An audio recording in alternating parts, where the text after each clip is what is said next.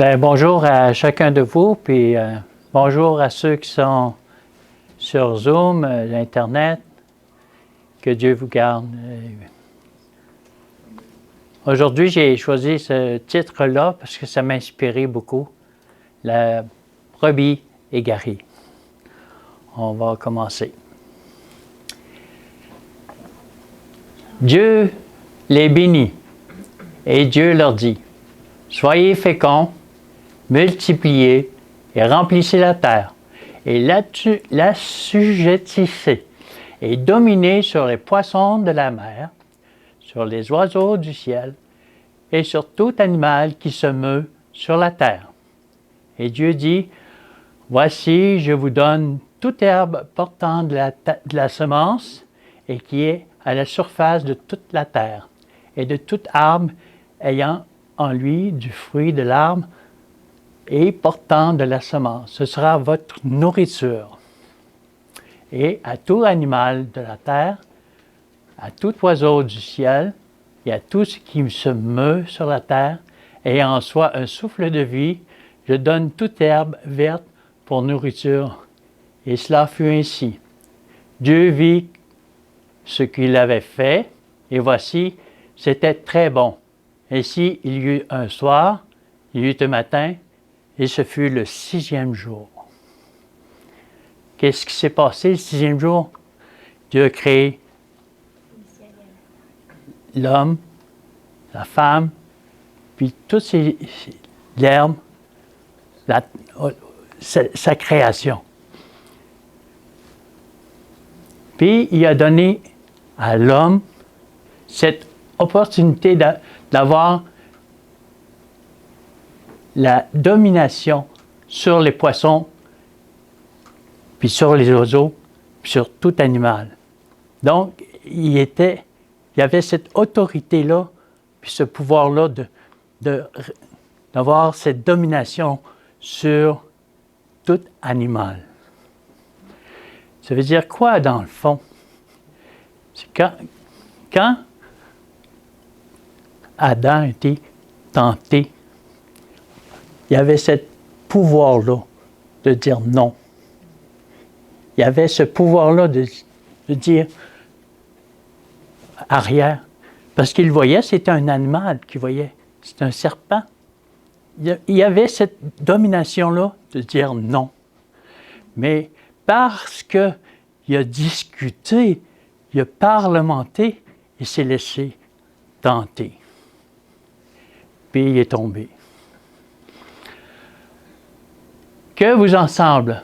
Si un homme a 100 brebis et que l'une d'elles s'égare, ne laisse-t-il pas les 99 autres sur les montagnes pour aller chercher celle qui s'est égarée?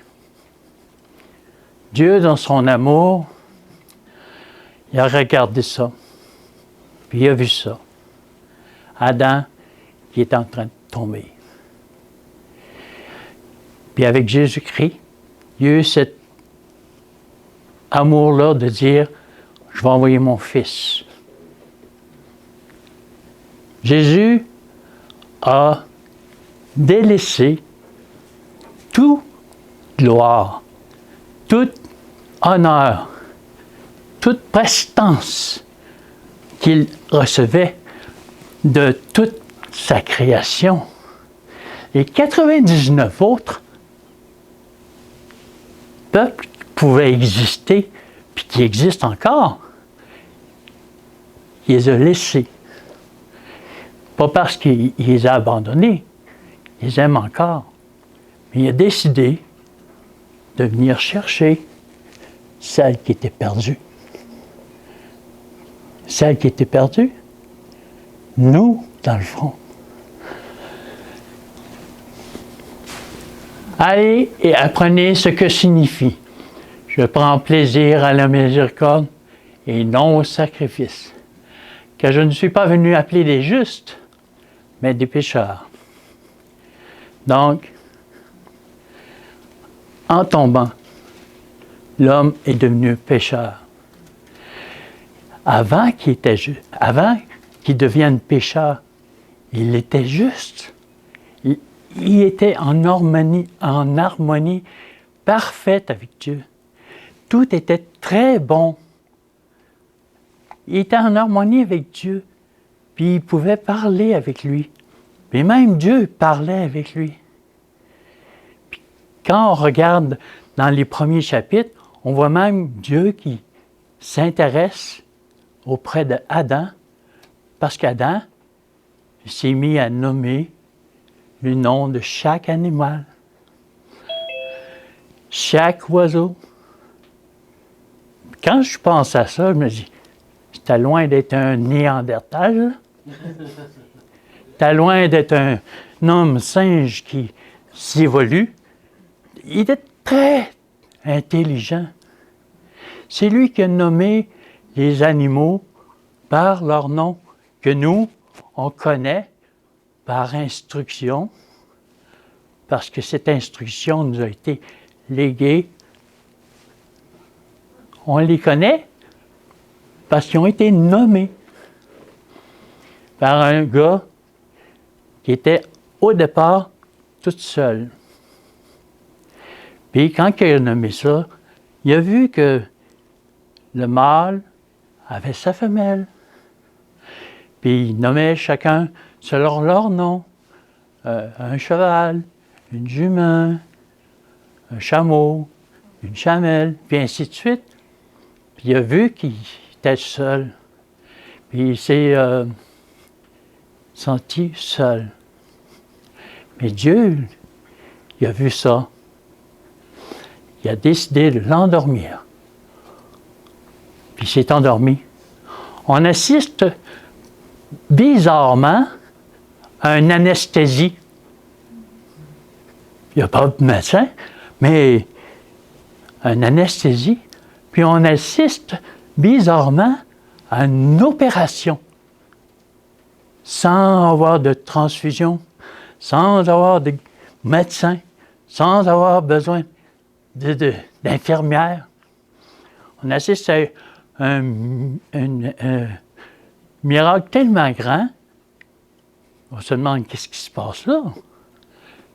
Puis, ce qui est merveilleux, c'est que dans cette opération-là, Dieu a pris une côte. Puis c'est avec cette côte-là qu'a fait Ève. Pourquoi qu'il a pris une côte? Parce qu'il voulait qu'elle soit sa compagne. Est-ce que Jésus ou Dieu a pris un os de son pied? Non. Pourquoi? Parce que peut-être que l'homme aurait pu dire, la femme est assujettie à moi, puis je vais l'écraser. Est-ce que Dieu a pris un os de la tête? Non. Parce que la femme aurait pu dire, ah, je suis plus intelligente que toi, puis je vais te montrer comment je suis. Non. Il a pris une côte pour qu'elle soit semblable à elle, qu'elle soit sa compagne, puis qu'il l'aime comme sa propre chair.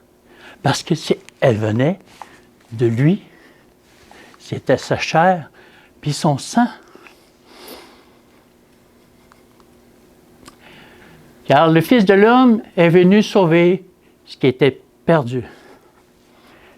Jésus, ce Fils de l'homme qu'on a appelé le Fils de l'homme, il a accepté de tout quitter, tout délaisser.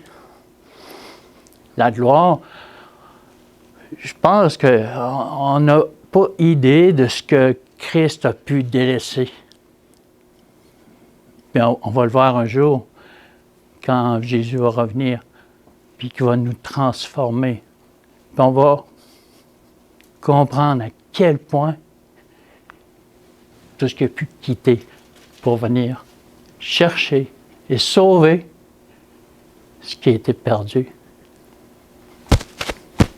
Moi, nous autres, des hommes, des femmes. Pourquoi? Parce qu'ils nous aiment. Je ne suis pas venu appeler à la repentance des justes, mais des pécheurs. On parle ici de repentance. Donc, les pécheurs qui se repentent, une fois qu'il s'est repenti, le pécheur, il va devenir juste. Donc, le juste qui est juste, il n'est pas juste par lui-même ou parce qu'il a réussi à devenir juste. Il est juste parce qu'il a mis sa confiance dans le fait que Christ lui accorde cette repentance-là. Parce qu'il s'est mis le juste comme le pécheur, mais leur confiance dans l'amour de Christ qui fait d'eux des fils et des filles. Lorsque Christ nous a justifiés, nous sommes justes, mais on n'est pas juste de nous-mêmes, on est juste par Christ. Et si le pécheur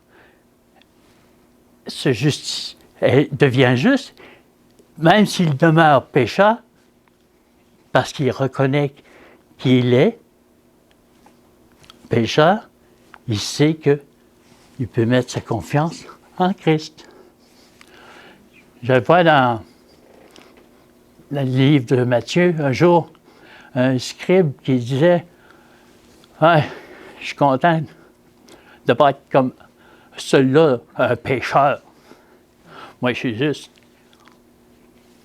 Puis que le pécheur, lui, de son côté, dit « Pardonne-moi, Seigneur. » On voit la différence entre celui qui dit qu'il est juste par lui-même, puis le pécheur qui reconnaît son péché.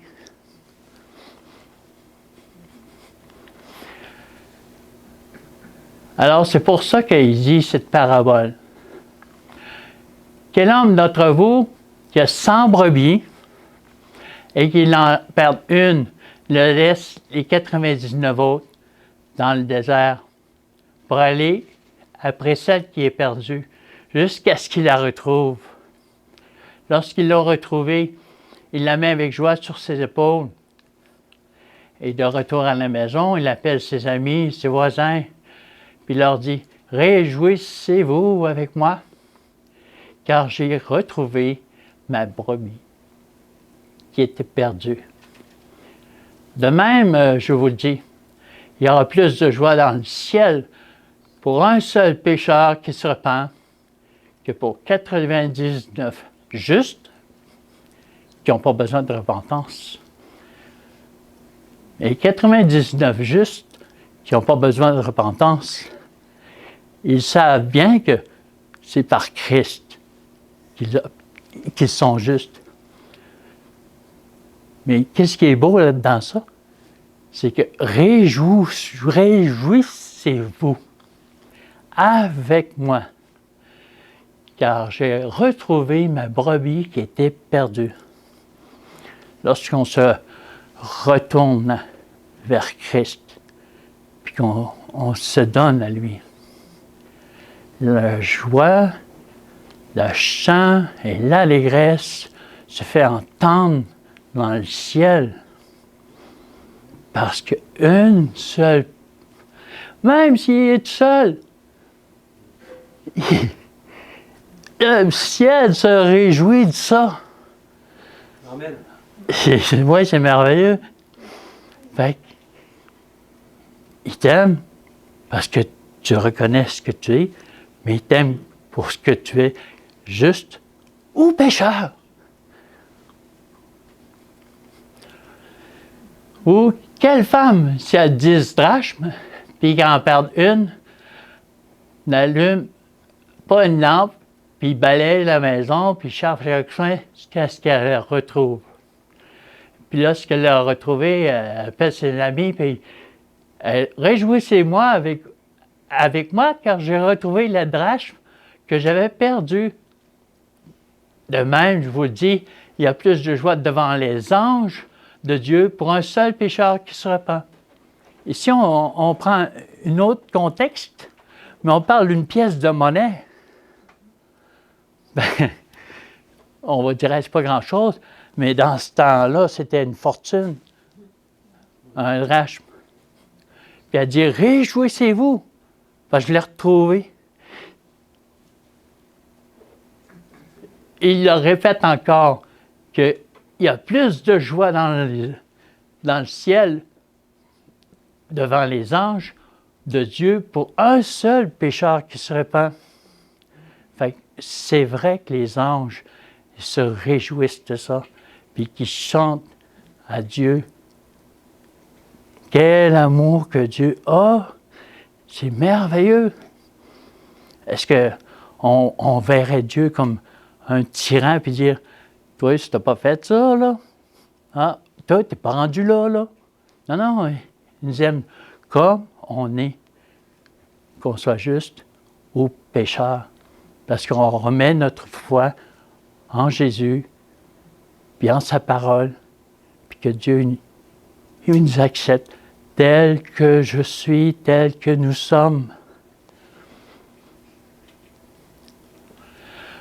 Vous êtes les fils des prophètes et de l'alliance que Dieu a traitée avec nos pères, en disant à Abraham, « Toutes les familles de la terre seront bénies en ta postérité. » C'est à vous, premièrement, que Dieu, ayant suscité son serviteur, l'a envoyé pour vous bénir, en détournant chacun de vous ses iniquités. Il a fait une alliance. Je vais prendre un petit peu de temps sur le mot « alliance ». Il y en a sûrement d'entre vous qui se sont mariés et puis ont partagé une alliance avec sa femme, puis qui porte une alliance. Puis cette alliance-là démontre que tu es marié avec elle, puis qu'elle t'accompagne. Puis cette alliance-là fait de toi son mari, ou elle devient ta femme. Cette alliance-là, elle a été faite avec l'Église, puis avec Christ. On a été mariés avec Christ. On est l'épouse de Christ. L'Église est l'épouse de Christ. On est mariés avec lui. Il nous aime comme sa femme. Puis en tant que femme, on devrait l'aimer comme notre époux.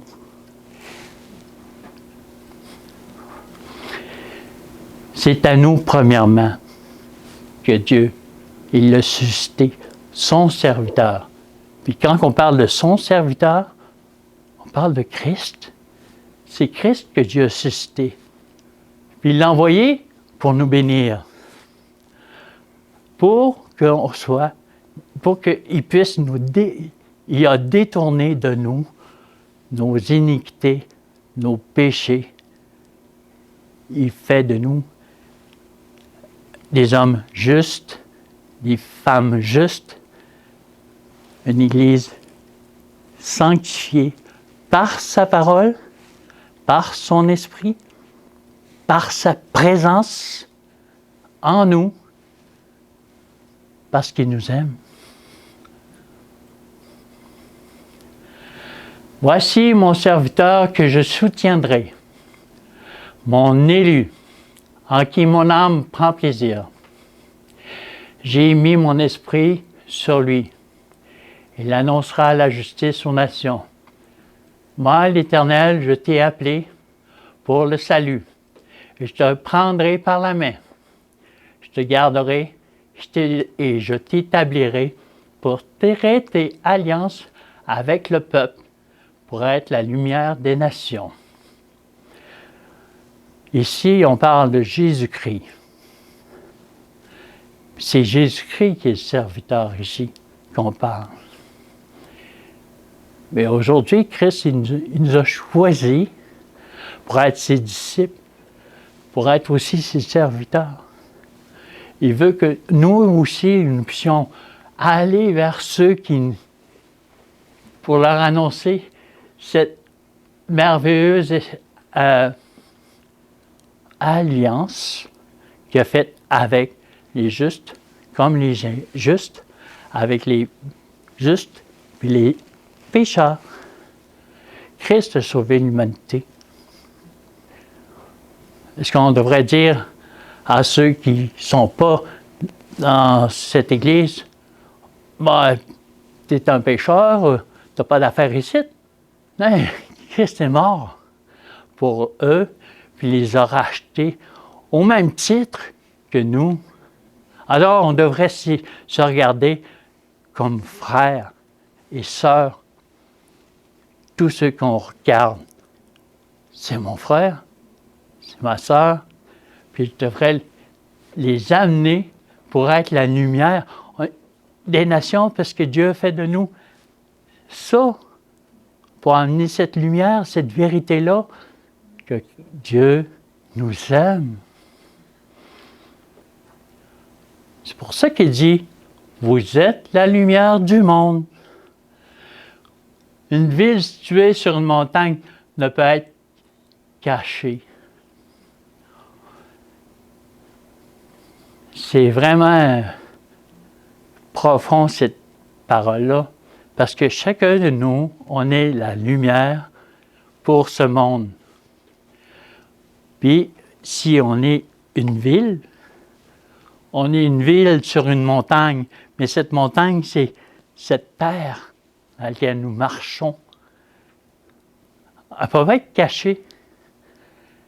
On est en spectacle devant les hommes, devant les anges, devant le monde. En spectacle. Les 99 autres sont en train de nous regarder, puis sont en train d'avoir vu, parce qu'ils l'ont vu, ce que Christ a fait pour cette brebis perdue-là.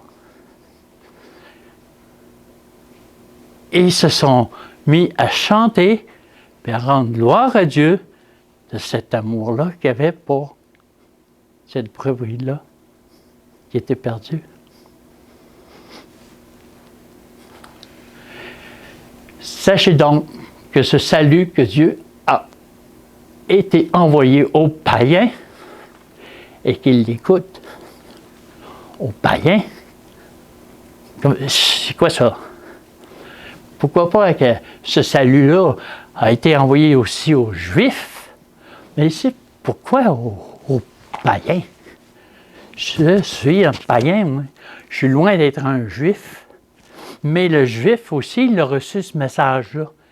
Puis si on regarde l'histoire, on voit bien ce qu'ils ont fait avec. Ils l'ont crucifié. Ils l'ont rejeté. Pour ça que Dieu a accordé ce message-là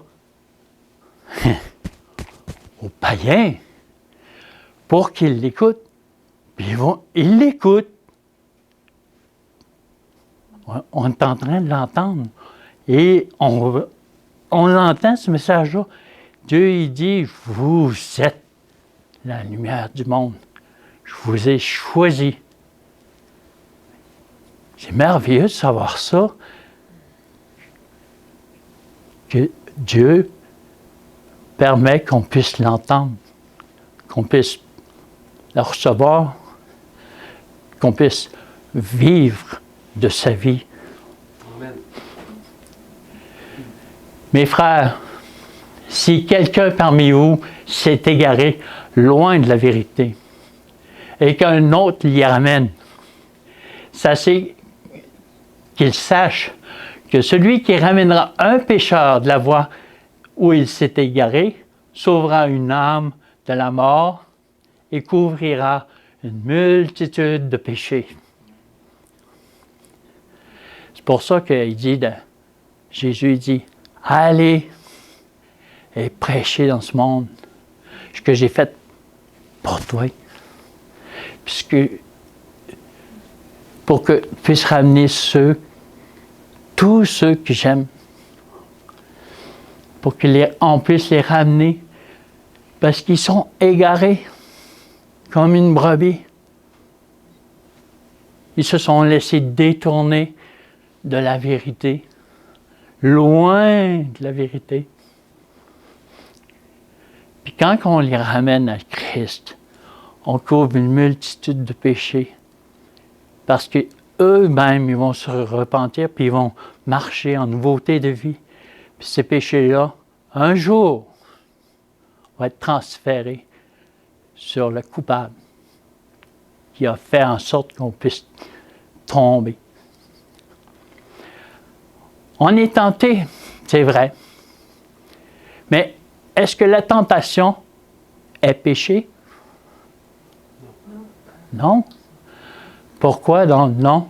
Parce que Christ a été tenté comme nous en toutes choses. Il a été tenté. Mais le fait d'être tenté, est-ce que c'est péché? Non. Qu'est-ce qui fait qu'on puisse avoir cette victoire-là? Bien, c'est par Christ. Christ a vaincu la tentation par la prière, par la communion, par la consécration, par l'abandon de lui-même à son Créateur, à son Père.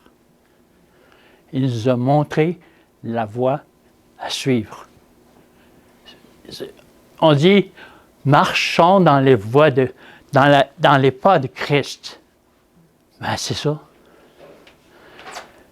Christ a été fait comme nous, puis a été tenté. Lorsque la tentation vient, laissons en Christ d'avoir cette victoire. Puis il va faire qu'on puisse marcher avec lui. Puis on va couvrir une multitude de péchés. Car vous étiez comme des brebis errantes. Et maintenant, vous êtes retournés vers le pasteur et le gardien de vos âmes. Christ est notre pasteur. Christ, on était errants, sans vie. Puis, il y a d'autres versets qui parlent concernant les païens qui n'avaient même pas accès à cette opportunité-là. Mais Dieu a fait en sorte qu'ils puissent y parvenir, puis l'entendre, afin qu'on puisse retourner vers Christ, le gardien de notre âme. C'est pour ça qu'il dit, on peut dire, l'Éternel est mon berger. Je ne manquerai de rien. C'est lui, mon berger. Et si c'est mon berger, je suis sa brebis. Amen. C'est là que finit mon sermon. Parce que il faut me remettre en question tout ce que Christ a fait pour nous. Puis, tout ce que Christ et son Père fait en nous par sa parole, afin que nous puissions avoir accès puis apporter ce message de paix, d'amour, pour que ça finisse un jour. Parce que ça va finir un jour. On va faire une prière, mes frères.